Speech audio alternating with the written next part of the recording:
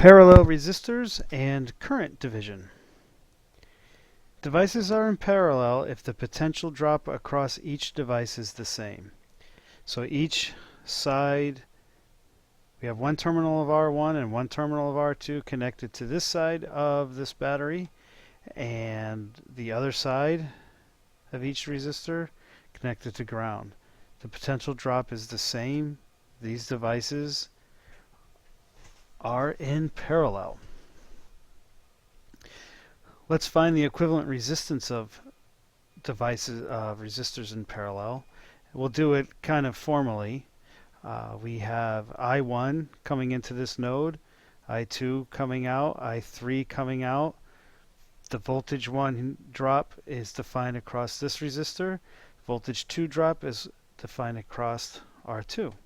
So let's write our equations. V1 is from VA to ground, and in shorthand that's VA. V2, because they're in parallel, is the same.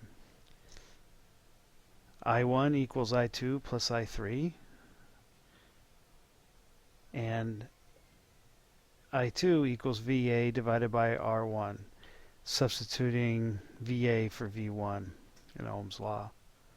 I3 is VA divided by R2. Notice these currents do not have to be equal, but they do have to sum what's coming out of the power supply.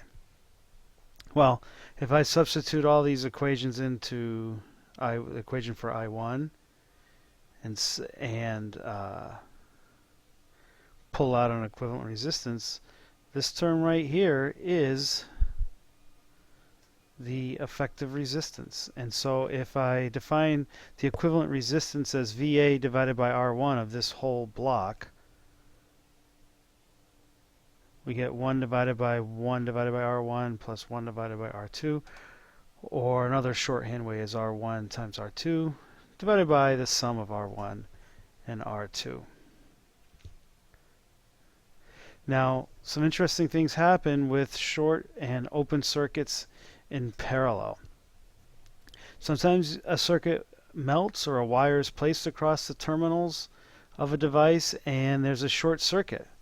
So I might have R1 and R2 and this device might short of itself, or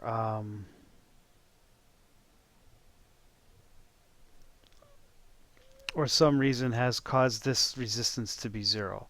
So if I draw the picture of it, well, one can see that the resistance is going to be 0 because there's a 0 ohm resistor connecting across this potential.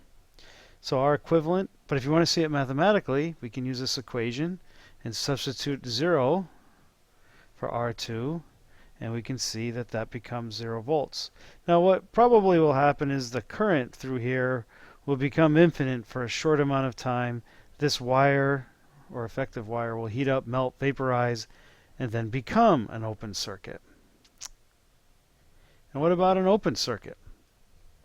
Sometimes a device burns out and becomes an open circuit, or maybe it wasn't connected properly. A device that is open has a very large resistance, close to infinity. So what would R equivalent be if R2 was opened? Well, let's set this to infinity, or close to. Well, we remove it. Mathematically, R equivalent becomes R1 times infinity plus R1 plus infinity. The infinities, R1 plus infinity becomes infinity, and then the infinities cancel out, and you're left with R1, which, just looking at it graphically, is what you can see. Now, let's try to come up with an application of what we just learned. Now, this is a fixed voltage supply circuit. You can buy this from Linear Technology, and it follows this project on the MakeZine website. Although it uses the LM317 part, the Linear Technology part is equivalent to that. And if you want to know V out, all you need is Vref plus this equation, and I adjust plus times R2. Now, and Vref is given as 1.25. So what we have here is a voltage division with a small amount of current. All right. Now, let's see if we can turn this into an adjustable regulator. All right. We have a 15-volt power supply, and we have a capacitance. We can talk about that later. But down here, we now have a network of resistors, and I have 1, 2, 3, 4, 5, 6, 7, 8 of them in series. Okay. These blue circles can be thought of as a switch in the open position, or a resistance that's infinite. And in this configuration, the equivalent resistance of this network is just R2 plus R3, R4 plus R5 plus R6 plus R7 plus R8 for 800 ohms. Vref becomes 1 point, or I should say V out, not Vref, should become 1.25. 1 plus 800 divided by 100, which is about 11.25.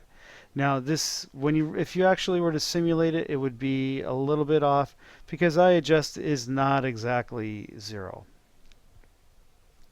And what we can do in class is come up with the effective network as each one of these switches becomes closed.